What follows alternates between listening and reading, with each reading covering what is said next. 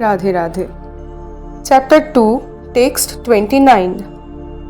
Some look on the soul as amazing, some describe him as amazing, and some hear of him as amazing, while others, even after hearing about him, cannot understand him at all.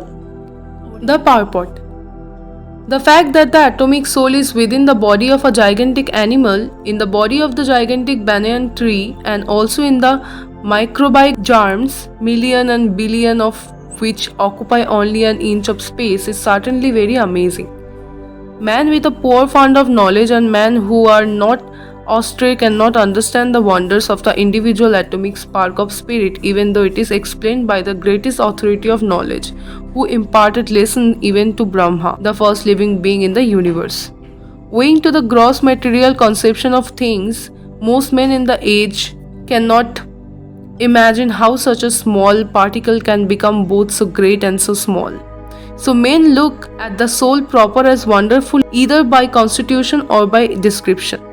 Illusioned by the material energy, people are so engrossed in subject matters for sense gratification that they have very little time to understand the question of self-understanding, even though it is a fact that without the self-understanding all activities result in ultimate defeat in the struggle for existence. Perhaps they have no idea that one must think of a soul and thus make a solution to the material miseries.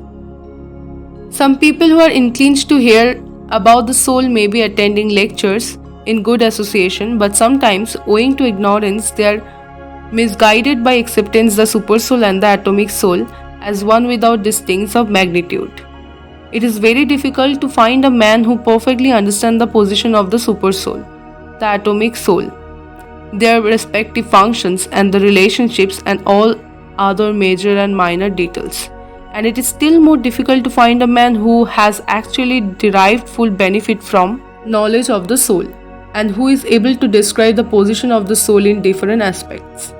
But if somehow or other one is able to understand the subject matter of the soul, then one's life is successful. The easiest process for understanding the subject matter of self, however, is to accept the statement of Bhagavad Gita spoken by the great authority Lord Krishna without being deviated by other theories. But it also requires a great deal of penance and sacrifice, either in the life or in the previous ones, before one is able to accept Krishna as the Supreme Personality of Godhead.